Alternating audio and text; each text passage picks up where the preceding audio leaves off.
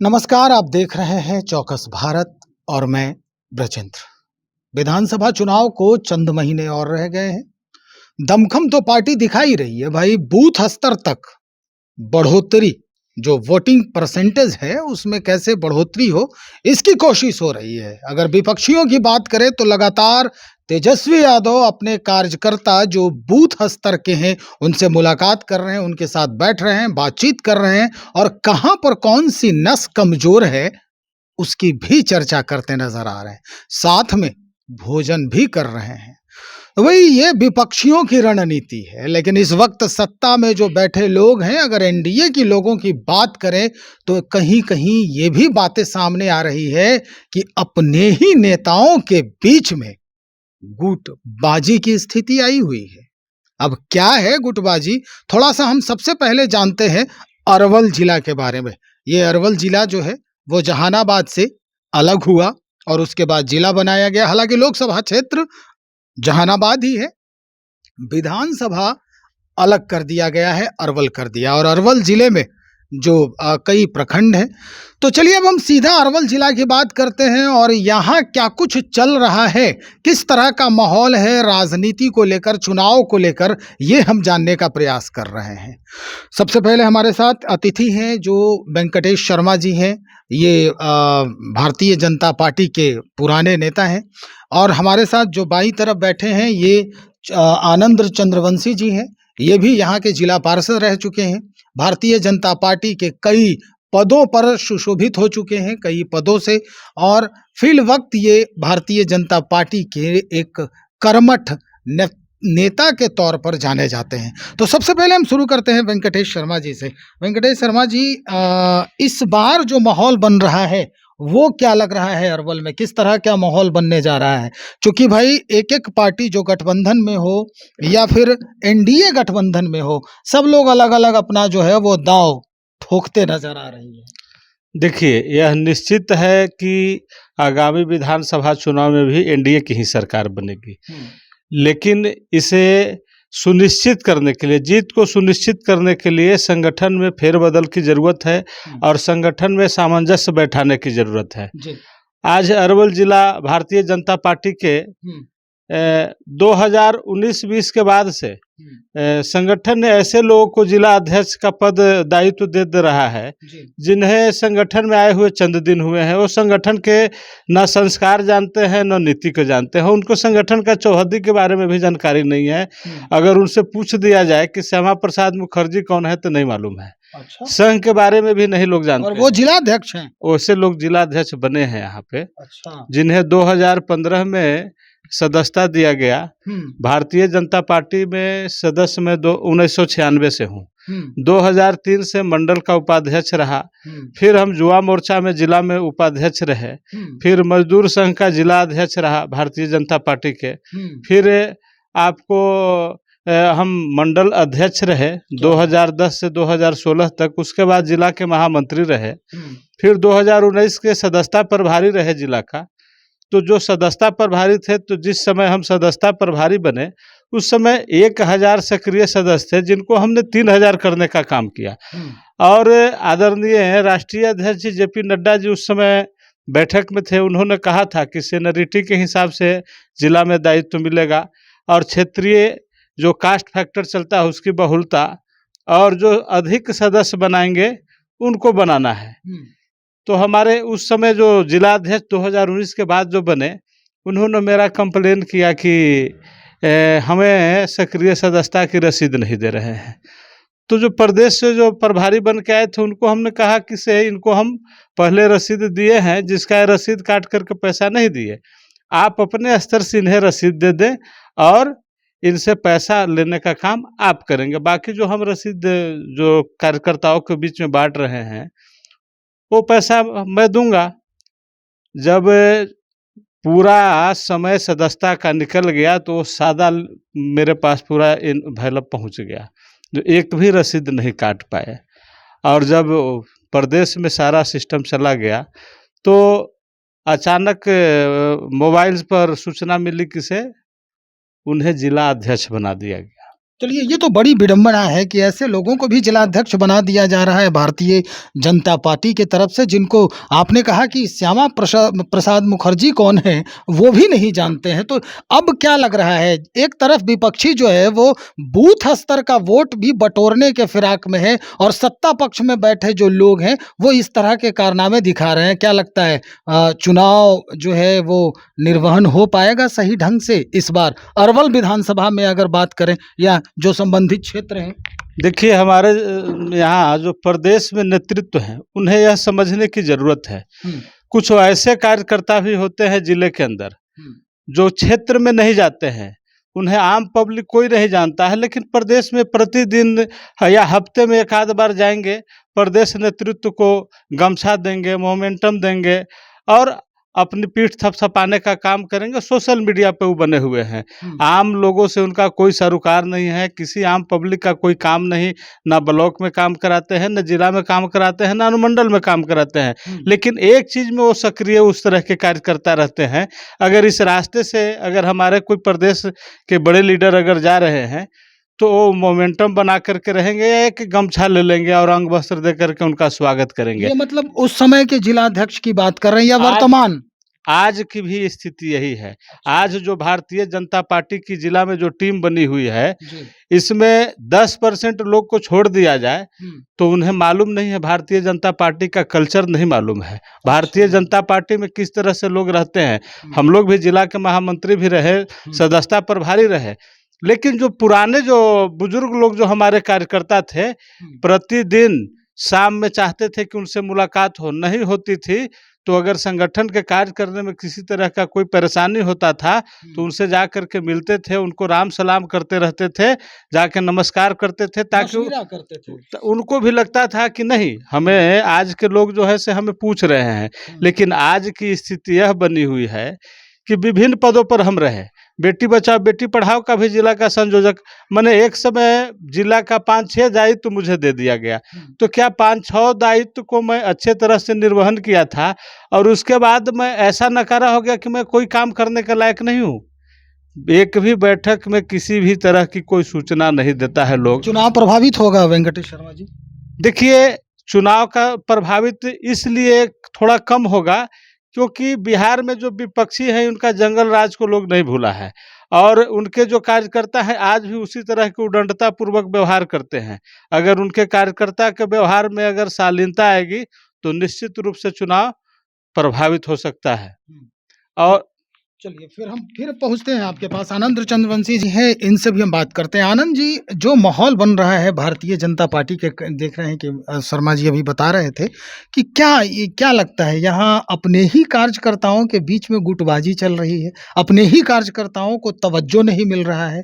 भाई, ये कह रहे हैं कि इतने वर्षों से हम भारतीय जनता पार्टी का झंडा ढो रहे हैं और हम हाशिए पर आ गए हैं। आपको क्या लगता है, कैसे देखते हैं आप?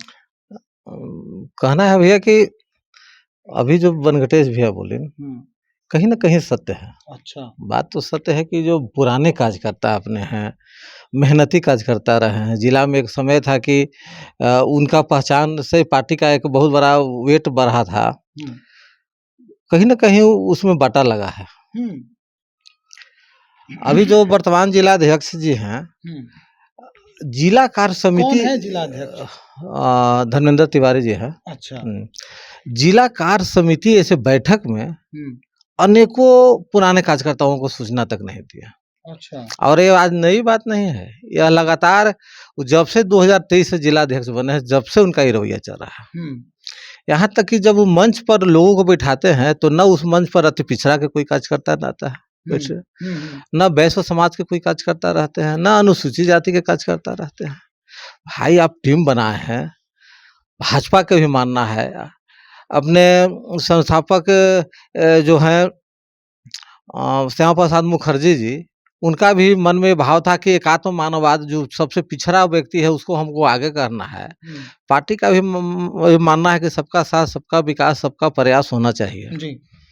और अरवल भाजपा में आप ऐसे करते हैं, जैसे मीटिंग करते हैं तो किसी को नहीं आप बोलने का मौका नहीं देते हैं, तो कहीं ना कहीं कार्यकर्ताओं जो है या जो नेता है उसके बीच में एक मैसेज नेगेटिव संदेश जा रहा है कि भाई हमारे नेता को तवज्जो नहीं मिल। मान लेते हैं कि हम यहाँ के नेता हैं और अखबार के समाचार छपेगी, सोशल मीडिया में समाचार लगेगा और वो दिखेगा नहीं अपने नेता को।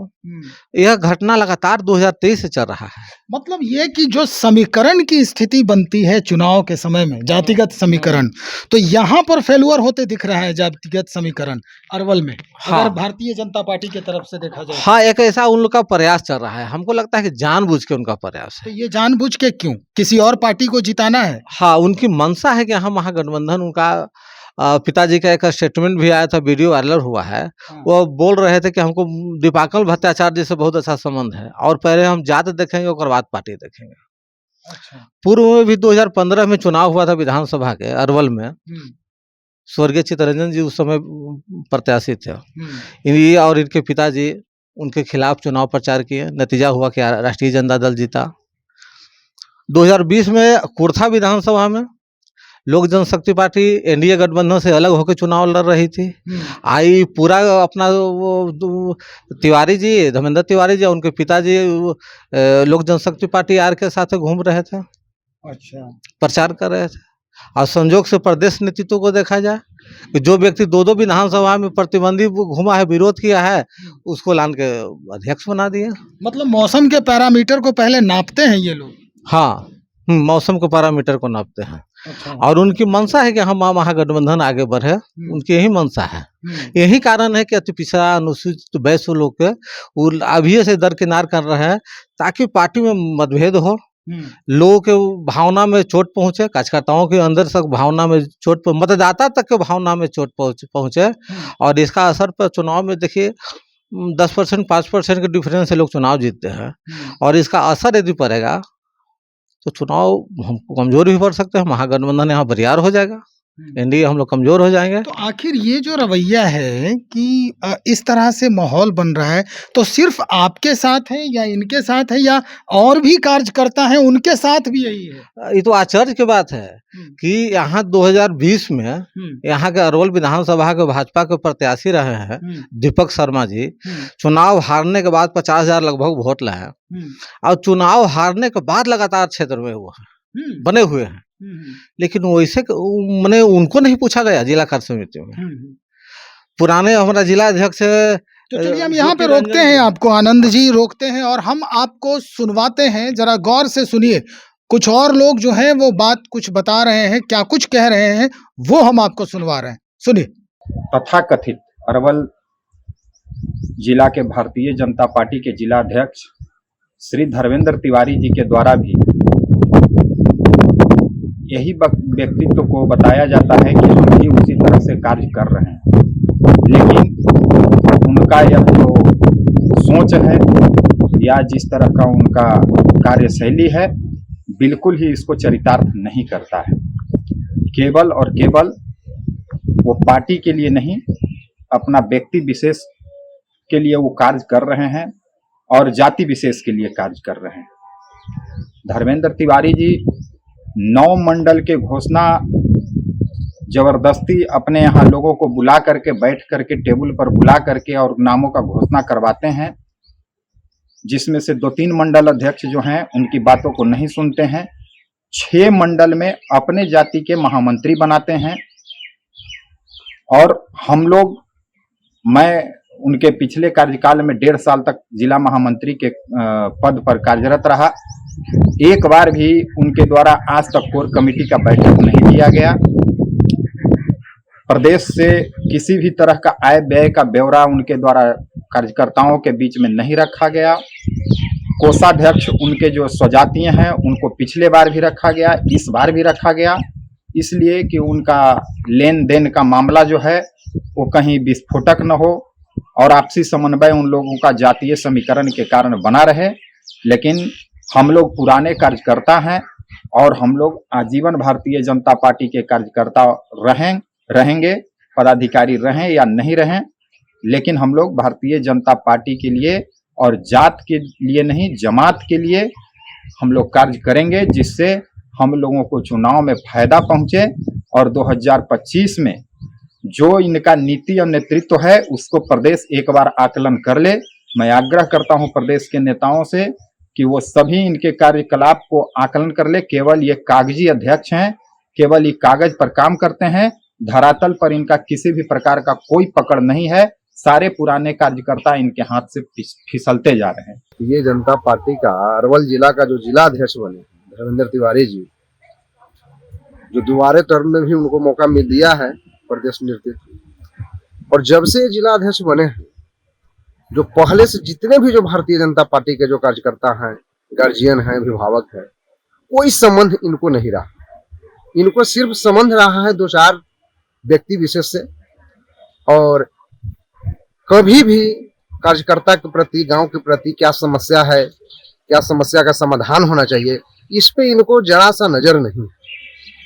अब आइए सिर्फ ये बैठेंगे, कभी जाएंगे सीओ साहब भी बैठेंगे, तो सीए साहब भी जाएंगे, तब कभी मनरेगा में बैठेंगे। भाई जिला अध्यक्ष को मनरेगा से क्या मतलब? जिला अध्यक्ष का काम है अपना कार्यकर्ता को परेशानी से मुक्त करें, विकास लिए काम करें।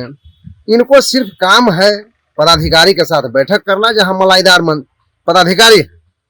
कभी मनरेगा में मारेंगे छापा, डीलर के यहाँ मारेंगे छापा। जिला अध्यक्ष का ये काम है। और अरवल जिला का जिलाध्यक्ष जो गतिविधि बना रहे हैं, भारतीय जनता पार्टी अंदर से खोखला हो चुकी है, अंदर। और जहां तक कि मुझे समझ में आता है, लोकसभा के चुनाव था, एनडीए प्रत्याशी थे चंद्रेश्वर चंद्रवंशी जी, 30 गाड़ी जिला अध्यक्ष जी को मिला था, और एक भी गाड़ी कोई भी गांव में पर्चा तक लेकर के नहीं गया। अब आप इससे भी प्रदेश नेतृत्व को संज्ञान लेने की जरूरत है। अगर प्रदेश नेतृत्व अगर संज्ञान नहीं लेती है, तो जो लोकसभा का हाल हुआ है वही विधानसभा का भी चुनाव अरवल जिला। नमस्कार, मैं सुजीत चंद्रवंशी, भाजपा युवा मोर्चा जिला अध्यक्ष अरवल बिहार। और हम ये न्यूज के माध्यम से कहना चाहते हैं कि अरवल भाजपा जिला अध्यक्ष धर्मेंद्र तिवारी जी ने, जो हम तमाम युवा मोर्चा के कार्यकर्ता पदाधिकारी, किसी भी पदाधिकारी, चाहे महामंत्री हो या अध्यक्ष हो, किसी को भी कोई सूचना पार्टी कार्यक्रम के लिए नहीं देते हैं। और ग्रुप से भी, हमें युवा मोर्चा के अध्यक्ष होने के नाते ग्रुप से भी हटा दिए हैं, और किसी तरह का कोई सूचना नहीं मिलता है, और ना ही किसी युवा मोर्चा को भागीदारी में शामिल होते हैं, और ना ही डायरेक्टली बोलते हैं कि हम ही सब चीज़ हैं। चंद्रवंशी जी से ही बातचीत बढ़ा रहे हैं आगे। हमने तो ये भी सुना है कि भाई और लोग जो है वो क्या बयान दे रहे हैं। अब क्या लगता है, चुनाव नजदीक है आनंद जी, जो माहौल बन रहा है, इस माहौल को देखते हुए क्या वाकई में जो परिस्थिति, जो आपने बात दोहराई है कि परोक्ष रूप से किसे मदद किया जा रहा है, ये सच होने वाला है अरवल से? हाँ, यदि अपना प्रदेश नीति तो अभी से भी सचेत हो जाए, और ऐसे लोगों को दायित्व से अलग करे अरवल से, और एक ईमानदार और कर्मठ कार्यकर्ता को दायित्व पर देकर और चुनाव अरवल विधानसभा लड़े, निश्चित है कि हम चुनाव में जीतेंगे। लेकिन जो वर्तमान जो अध्यक्ष हैं, इनका पूरी की पूरी मंशा जो है वो लाभ नहीं पहुंचा पाएंगे। तो जिला कार्य समिति की बैठक में यह व्यवस्था है कि नए पुराने कार्यकर्ता, कर्मठ कार्यकर्ता, चुनाव हारे कार्यकर्ता, चुनाव लड़े कार्यकर्ता, प्रतिनिधि रहे कार्यकर्ता, चाहे वो राष्ट्रीय कार्य समिति में हो, चाहे प्रदेश के नेता हो, राष्ट्रीय नेता हो, चाहे जिला के नेता हो, सबको जिला कार्य समिति में आना होता है। और हम पूर्व जिला पार्षद रहे हैं, कम से कम अनेकों जिला के पद पर रहे हैं, नहीं पूछा गया। दीपक शर्मा जी जो यहाँ के प्रत्याशी रहे हैं, उनको नहीं पूछा गया। ज्योति रंजन जी जो यहाँ के पूर्व जिला अध्यक्ष हैं, उनको नहीं पूछा गया। पूर्व के महामंत्री हैं जो कुशवाहा चंदन जी, आपको माधव शर्मा जी, मैंने ऐसे लोगों को नहीं पूछा गया। शशि भूषण भट्ट जी जो उपाध्यक्ष हैं, श्रीकांत शर्मा जी, ऐसे बहुत से अनेकों कार्यकर्ताओं को जो एकदम दरकिनार कर। तो ऐसे कार्यकर्ताओं की जरूरत है। आज तो कार्यकर्ता ऐसे ऐसे हैं, अध्यक्ष बन जाते हैं। जिला के मंच मोर्चा के बारे में अगर पूछ दीजिए कि भारतीय जनता पार्टी में कितने मंच हैं, कितने मोर्चा हैं, कितने प्रकल्प हैं, नहीं मालूम उनको। फिर भाई ऐसे लोग संगठन में क्यों बने हुए हैं? आखिर जिला नेतृत्व या जो प्रदेश नेतृत्व जिनको जिला अध्यक्ष बनाई है, वो आखिर ऐसा क्यों करने में लगे हुए, समझ से परे है। समझ से परे है, ऐसा क्यों कर रहा है नेतृत्व, प्रदेश का नेतृत्व जो है वो इस बात को समझने का प्रयास क्यों नहीं कर रहा है। निश्चित तौर पर जितनी भी पार्टियां हैं, चाहे वो घटक दल में हो गठबंधन के या फिर घटक दल में हो एनडीए गठबंधन के, ये सारे पार्टी जो हैं अपने अपने स्तर से जिला वाइज अपनी विस्तरण या अपने लोगों को जुटाने का प्रयास करते ही रहते हैं। अगर हम बात करें लोजपा रामविलास की यानी चिराग पासवान की पार्टी की, तो भाई अपने स्तर से ये भी पूरा दमखम भर रहे हैं कि यहाँ से इनके तरफ का कोई विधायक हो अगर टिकट मिलती है तो। अगर आरएलएम की बात करें, यानी आज 19 तारीख को ही आरएलएम के तरफ से भी प्रोग्राम है, यहाँ जो आरएलएम के नेता हैं प्रदेश के वो भी यहाँ पहुंचे हुए, यानी अपने लोगों को, अपने कुनबे को सब लोग जो है वो बटोरने और संजोने में लगे हुए हैं। निश्चित तौर पर वो बड़ी पुरानी कहावत है कि घर फूटे जवार लूटे। संभलने की जरूरत है, अपने लोगों को तवज्जो और तरजीह देने की जरूरत है। निश्चित तौर पर ये गठबंधन मजबूती से फिर अपना परचम लहरा पाएगा। तो चलिए इंतजार करते हैं कि क्या कुछ परिवर्तन होता है। अरवल के भारतीय जनता पार्टी के जो अपने ही लोगों के बीच जो द्वंद्व की स्थिति है, अपने ही लोगों के बीच जो गुटबाजियां देखी जा रही है, इसे अविलंब बंद करें और बंद करके इसे संभालने की जरूरत है। अन्य पार्टी में भी अगर इस तरह का कोई हरकत है तो वहां भी इसे रोकने की जरूरत है। तो चलिए इंतजार करें, मिलते हैं फिर। बहुत शुक्रिया।